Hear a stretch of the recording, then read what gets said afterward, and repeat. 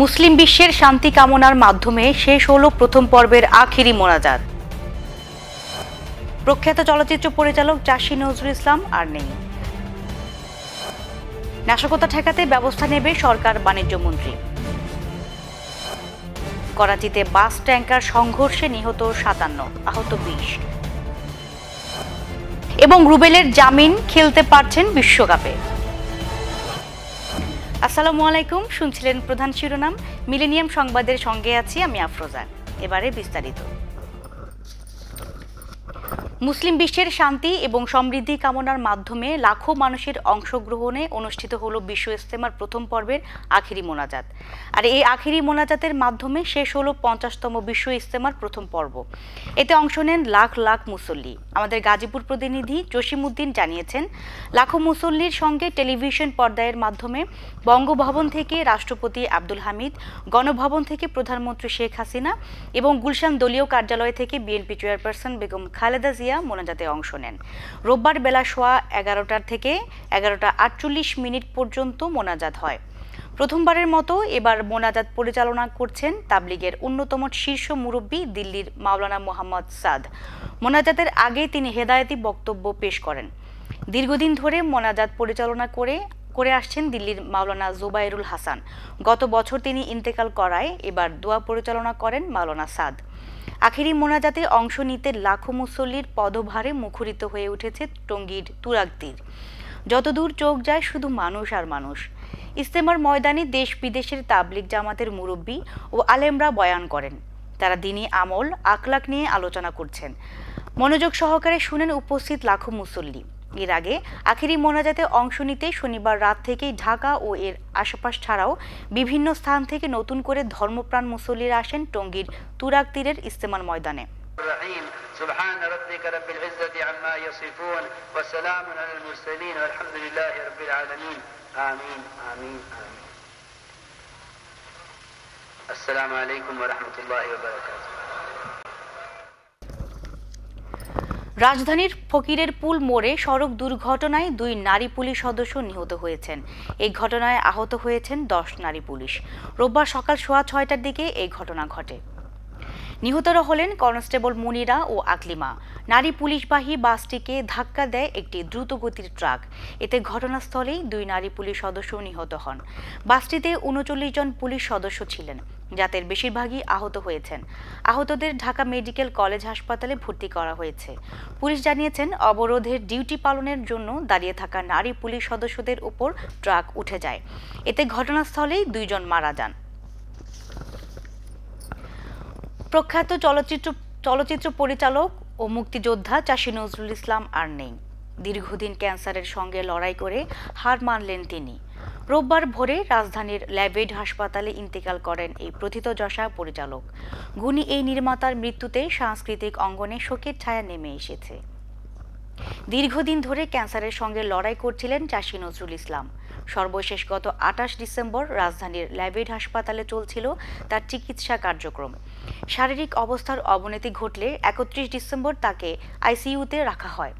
চিকিৎসাধীন অবস্থায় রোববার ভোরে মারা যান কীর্তিমান এই চলচ্চিত্র পরিচালক। চিকিৎসক ডাক্তার আকরাম হোসেন বলেন, সর্বশেষ 8 জানুয়ারি চাষী নজরুল ইসলামের অবস্থার কিছুটা উন্নতি হলেও শনিবার তার রক্তচাপ মারাত্মকভাবে কমে যায়। এদিন সকাল থেকে তাকে লাইফ সাপোর্টে রাখা হয়েছিল। রোববার ভোর 5টায় তিনি শেষ নিঃশ্বাস ত্যাগ করেন। তার মৃত্যুতে শোকের ছায়া নেমে এসেছে দেশের সাংস্কৃতিক অঙ্গনে। তার দীর্ঘদিনের সহকর্মীরা স্মরণ করেন তাকে। চলচ্চিত্র অভিনেতা আহমেদ শরীফ বলেন, তিনি অনেক দিন ধরে আছেন এবং আমার সঙ্গে তার একটা আত্মিক সম্পর্ক। আমাকে খুব ভালোবাসতেন। প্রায় ছবিতে আমি তার ছবিতে কাজ করেছি। তার মতো মানুষ আমরা হয়তো আর পাবো না, এটাই আমার মনে হয়। রাজধানীর মোহাম্মদপুরের বটতলা বস্তিতে ভয়াবহ আগুনে পুড়ে গেছে কয়েকশো বস্তি ঘর। এ সময় আগুনে পুড়ে 2 শিশুর মৃত্যু হয়েছে বলে দাবি করেছেন প্রত্যক্ষদর্শী ও স্বজনরা। রোববার সকাল 8:45টায় লাগা আগুনের আগুন ফায়ার সার্ভিসের 11টি ইউনিট ও স্থানীয় জনগণের সহায়তায় 2.5 ঘন্টার চেষ্টায় আগুন নিয়ন্ত্রণে আসে। তবে আগুনের উৎস ও ক্ষয়ক্ষতির পরিমাণ সম্পর্কে তাৎক্ষণিকভাবে কিছু জানতে পারেননি ফায়ার সার্ভিস। সকাল 8:45টার দিকে আগুন লাগার কয়েক মুহূর্তের মধ্যেই তা ছড়িয়ে পড়ে পুরো বস্তিতে। বটতলা বস্তির বেশিরভাগ লোক তখন বিভিন্ন কাজে বাইরে বের হওয়ায় আগুন নেভাতে তাৎক্ষণিক ব্যবস্থা নিতে পারেননি কেউই।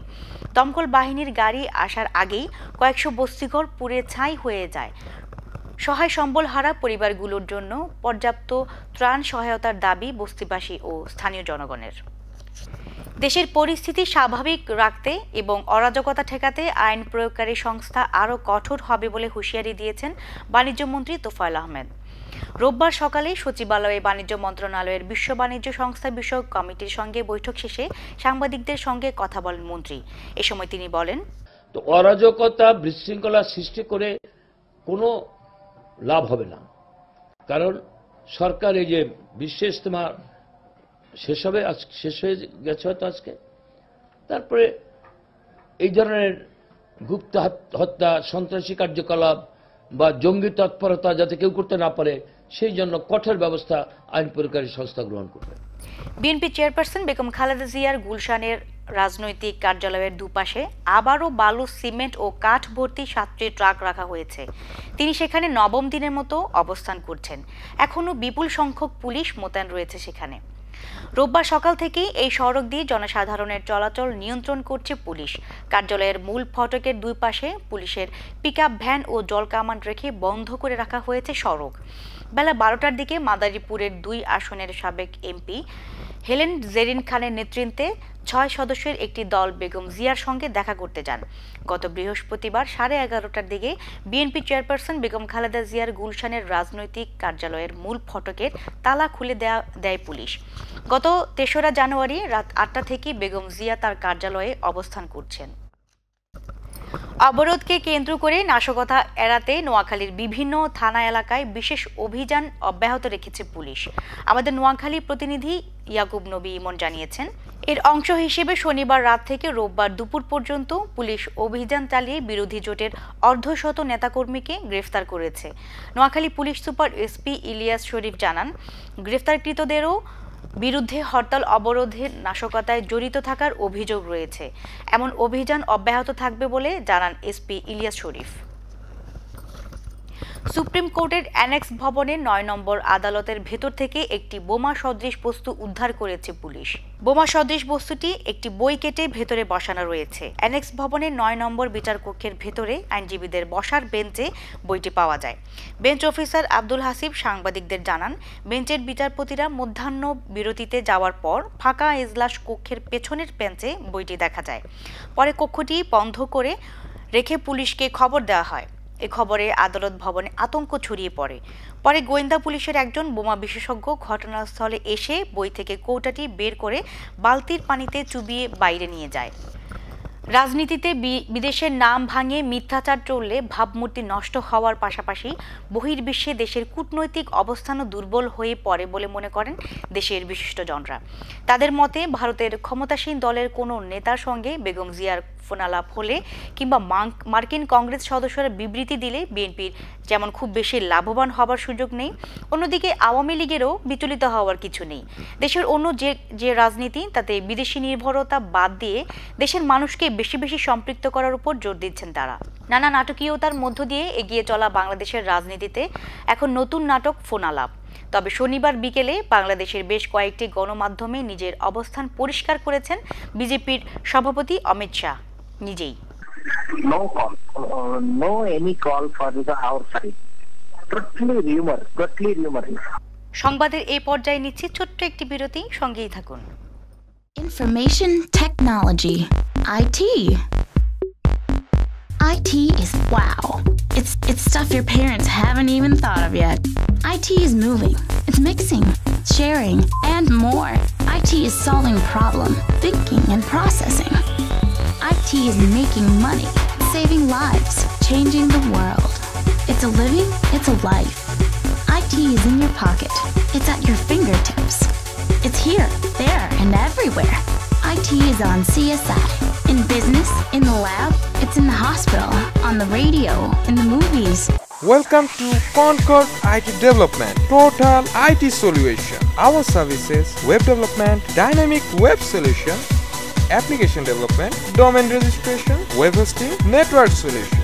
We are available on 37-47 73rd Street, Newark, USA.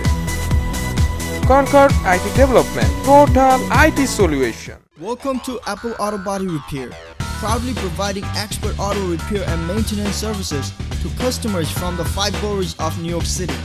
Our certified technicians are here to provide you with the highest level of automotive service. We also take the time to explain every job. You can be rest assured that our technicians have been trained to repair your vehicle, no matter what the age and what the model. The first time and always use the right part for your car. We are a full service shop and can handle both your car's basic requirements and ultimate performance needs.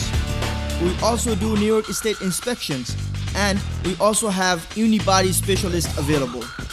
From batteries to brakes to tune-ups, to all general repairs and auto body repairs, come to Apple Auto Body today. We are located on 6115 32nd Avenue, Woodside, New York 11377.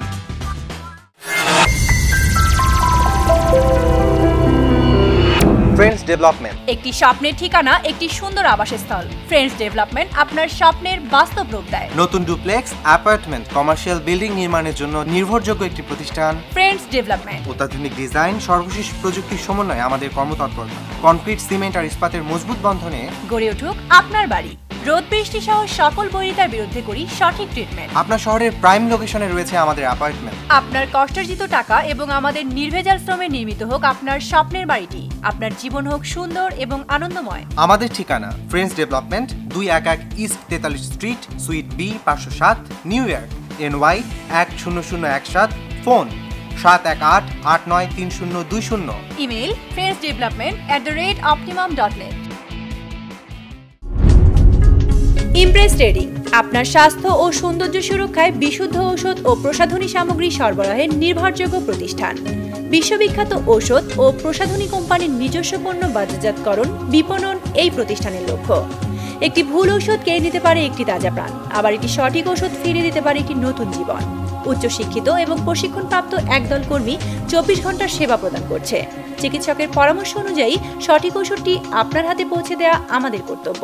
যোগাযোগের ঠিকানা 299 east 163 street, sweet B1, রোনেক্স, NY 10451, phone 718-639-6600। আবারও স্বাগত millennium সংবাদে।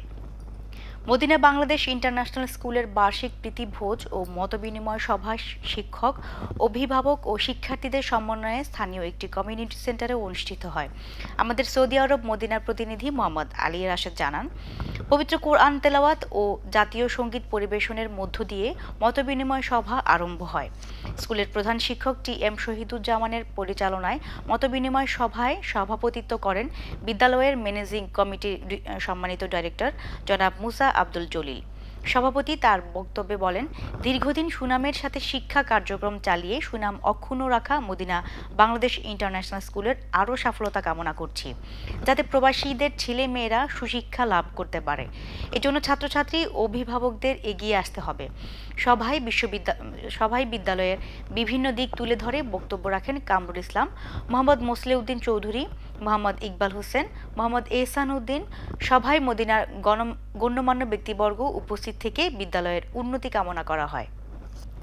সাবেক উপপ্রধানমন্ত্রী জামাল উদ্দিন আহমেদের মৃত্যুতে শোক ও দোয়া মাহফিল করেছে বৃহত্তর ফটিকছড়ি সমিতি কাতার। দোহাস্ত এক হোটেলে আজমল কোলের সঞ্চালনায় আয়োজিত শোক সভায় সভাপতিত্ব করেন সমিতির সভাপতি সাংবাদিক মুসা আহমেদ বক্তপুরি। আমাদের কাতার প্রতিনিধি MA সালাম জানিয়েছেন, অন্যান্যদের মধ্যে বক্তব্য করেন উপদেষ্টা প্রকৌশলী মেজবাউল আলম পেয়ারু, কাজী সালেহ আহমেদ, ফরিদ চৌধুরী, আবুল হাশেম, সাধারণ সম্পাদক সাহেদুল ইসলাম শাহেদ, কারি কালাম, মৌলানা আবু বক্কর, আশরাফুল ইসলাম, ইসমাইল মনসুর, রহিম পারভেজ ও মফিজুর রহমান। সৌদি আরব জেদ্দায় বঙ্গবন্ধু একাডেমি আয়োজিত অভিষেক অনুষ্ঠান করেছে। আমাদের প্রতিনিধি মোহাম্মদ এমদাদুল হক জানান, উক্ত অভিষেক অনুষ্ঠানে মনির পাটোয়ারি ও শেখ শাহিনের পরিচালনায় সভাপতিত্ব করেন সংগঠনের নবনির্বাচিত সভাপতি মোহাম্মদ মনিরুজ্জামান। উক্ত অনুষ্ঠানে প্রধান অতিথি হিসেবে উপস্থিত ছিলেন বীর মুক্তিযোদ্ধা AK কাশেম। সভায় বিশেষ অতিথি হিসেবে উপস্থিত ছিলেন জেদ্দা ফ্রেন্ডস অফ বাংলাদেশ সভাপতি মমতাজ হোসেন চৌধুরী, বঙ্গবন্ধু স্মৃতি পরিষদের সভাপতি আব্দুল জলিল, বীর মুক্তিযোদ্ধা আনোয়ার হোসেন মিন্টু, মার্সেল কবির পান্নু, কাজী আমিন, সিদ্দিকুর রহমান সহ আরও অনেকেই। উক্ত অনুষ্ঠানে প্রধান অতিথির বক্তৃতায় তারেক জিয়াকে সাবধান করে বলেন, ইতিহাস দেখে বঙ্গবন্ধুকে নিয়ে বক্তব্য দেওয়ার আহ্বান জানান। অনুষ্ঠানে বিশেষ অতিথি মমতাজ হোসেন বলেন, আমরা মুক্তিযুদ্ধ করেছি, আমরা ইতিহাস জানি। বঙ্গবন্ধুকে নিয়ে যে কটূক্তি বক্তব্যের নিন্দা জানিয়ে বলেন, বেগম জিয়া ও তার দল দেশে যে সন্ত্রাসী গাড়ি ভাঙচুর ও বোমার রাজনীতি শুরু করেছে তা থেকে বেরিয়ে আসার আহ্বান জানান। কক্সবাজার শহরের মোটেল প্রবাল চত্বরে 5 দিন ব্যাপী শুরু হয়েছে SME পণ্য মেলা 2015। গত 8 জানুয়ারি শুরু হওয়া এই মেলায় স্থানীয় সহ 60টি স্টল অংশ নিয়েছে। আমাদের কক্সবাজার প্রতিনিধি M আমান উল্লাহ জানিয়েছেন, SME মেলায় ইলেকট্রিক্যাল ও ইলেকট্রনিক্স সামগ্রী, লাইট ইঞ্জিনিয়ারিং পণ্য, কৃষি প্রক্রিয়াজাতকরণ পণ্য, চামড়াজাত সামগ্রী, বাটিক বুটিক সহ প্লাস্টিক ও সিনথেটিক ডিজাইন ও ফ্যাশন ওয়্যার সহ অন্যান্য সেক্টরের পণ্য প্রদর্শন ও বিক্রি হচ্ছে। স্থানীয় সংসদ সদস্য সাইমন সারোয়ার কমল এই মেলা পরিদর্শন করেন। প্রতিদিন সকাল 8টা থেকে রাত 8টা পর্যন্ত এই মেলা চলবে। সন্ধ্যার পর স্থানীয় রাখাইন ও বিভিন্ন অঞ্চলের জনপ্রিয় সঙ্গীত শিল্পীদের পরিবেশনায় মনোজ্ঞ সাংস্কৃতিক অনুষ্ঠান অনুষ্ঠিত হয়। এবার মিলেনিয়াম আন্তর্জাতিক সংবাদ।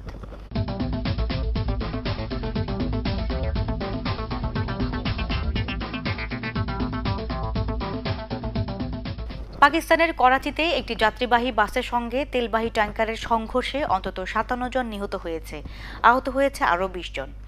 শনিবার রাতে বাসটি শিখরপুর থেকে করাচি যাওয়ার পথে বিপরীত দিক থেকে আসা তেলবাহী ট্যাঙ্কারের সঙ্গে সংঘর্ষ হয়।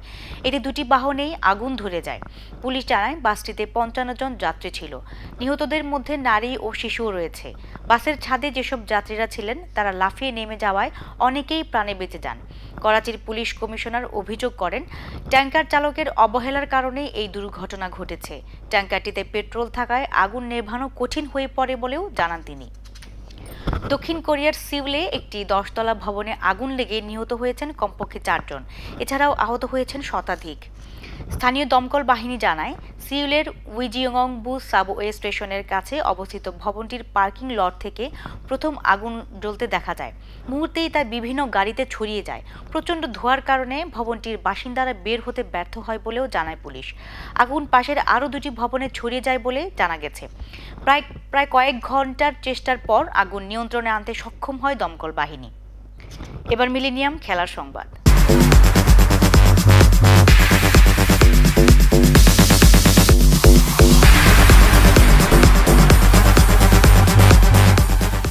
চলচ্চিত্র অভিনেত্রী নাজরিন আক্তার হ্যাপির দায়ের করা ধর্ষণ মামলায় জাতীয় ক্রিকেট দলের পেসার রুবেল হোসেন জামিন পেয়েছেন। রোববার দুপুরে ঢাকা মহানগর দায়রা জজ আদালত তার জামিন মঞ্জুর করেন। এর আগে রোববার সকালে ঢাকা মহানগর দায়রা জজ আদালতে জামিনের আবেদন জানান রুবেলের আইনজীবী ব্যারিস্টার মনিরুজ্জামান আসাদ। আবেদনের শুনানি শেষে পরে আদেশ দেবেন বলে জানান আদালতের ভারপ্রাপ্ত বিচারক ইমরুল কায়েস। আগামী 14 ফেব্রুয়ারি থেকে অস্ট্রেলিয়ায় শুরু হতে যাওয়া বিশ্বকাপ ক্রিকেটে বাংলাদেশের 15 সদস্যের চূড়ান্ত দল রয়েছে রুবেল। কারাগারে থাকায় তার বিশ্বকাপ খেলা নিয়ে শঙ্কা তৈরি হয়েছিল। জামিনের পর প্রধান নির্বাচক জানিয়েছেন, রুবেলের জামিনে ক্রিকেট বোর্ড স্বস্তি পেয়েছে। রুবেল বিশ্বকাপে খেলতে পারবেন বলে জানান তিনি। বিশ্বকাপকে সামনে রেখে সোমবার থেকে মিরপুর শেরেবাংলা জাতীয় স্টেডিয়ামে শুরু হচ্ছে জাতীয় দলের ক্যাম্প। জামিন পাওয়া তিনি এতে অংশ নিতে পারবেন। 17 ম্যাচে সমান 38 পয়েন্ট নিয়ে গোল ব্যবধানে এগিয়ে দ্বিতীয় স্থানে বার্সেলোনা, আর সমান পয়েন্ট নিয়ে তৃতীয় অবস্থানে অ্যাটলেটিকো মাদ্রিদ। এমন সমীকরণে একে অন্যকে ছাড়িয়ে যাওয়ার লক্ষ্যে বার্সার ঘরের মাঠ ন্যু ক্যাম্পে মুখোমুখি হবে দুদল। ম্যাচটি শুরু হবে বাংলাদেশ সময় রোববার রাত 2টায়। অন্যদিকে গতকাল রাতে বছরের প্রথম জয়ের দেখা পেল Spanish giant Real Madrid. Santiago বার্নাব্যুতে এসপানিওলকে অ্যানচেলত্তি শিষ্যরা হারায় 3-0 গোলে। ফলে পূর্ণ 3 পয়েন্ট নিয়ে টেবিলের শীর্ষস্থান আরও দৃঢ় করে রিয়াল মাদ্রিদ। এসি মিলানের বিপক্ষে প্রীতি ম্যাচে হারের পর ভ্যালেন্সিয়ার বিপক্ষে লিগের ম্যাচ হারতে না হারতেই কোপা দেল রের ম্যাচ অ্যাটলেটিকো মাদ্রিদের কাছে আবারও হোঁচট। সব মিলিয়ে জয়হীন বছরটা গ্যালাকাটিকোদের জন্য ছিল বিষাদের। তবে সেখান থেকে ঘুরে দাঁড়ানোর পথ নিয়ে যেন বার্নাব্যুতে নামে মাদ্রিদিনাস্তারা, যার শুরুটা দারুণভাবে করেন হামেস রদ্রিগেজ। ম্যাচের মাত্র 12 মিনিটেই বার্নাব্যুর প্রায় 70,000 দর্শককে আনন্দে মাতান এই কলম্বিয়ান। সে রেশ কাটতে না কাটতেই ম্যাচের 28 মিনিটে গ্যারেথ বেল গোল করে দলে পক্ষ লিড দ্বিগুণ করেন। তবে ম্যাচের 53 মিনিটে রিয়ালের পর্তুগিজ ডিফেন্ডার কোয়েন্ত্রো লাল কার্ড দেখালে 10 জনের দলে পরিণত হয় স্বাগতিকরা। তবে ন্যাচো 76 মিনিটে রিয়ালের হয়ে আরও এক গোল করলে 10 জনের দল নিয়েও জয় নিশ্চিত করে রিয়াল মাদ্রিদ। সংবাদ শেষ করার আগে শিরোনামগুলো আরও একবার। মুসলিম বিশ্বের শান্তি কামনার মাধ্যমে শেষ হলো প্রথম পর্বের আখিরি মোনাজাত। প্রখ্যাত চলচ্চিত্র পরিচালক চাষী নজরুল ইসলাম আর নেই। নাশকতা ঠেকাতে ব্যবস্থা নেবে সরকার বাণিজ্য মন্ত্রী। করাচিতে বাস ট্যাঙ্কার সংঘর্ষে নিহত 57, আহত 20। এবং রুবেলের জামিন খেলতে পারছেন বিশ্বকাপে। এই ছিল মিলেনিয়াম সংবাদে। যে কোনো খবর পেতে লগ ইন করুন millenniumtv.net। সঙ্গেই থাকুন মিলেনিয়ামের। আল্লাহ হাফেজ।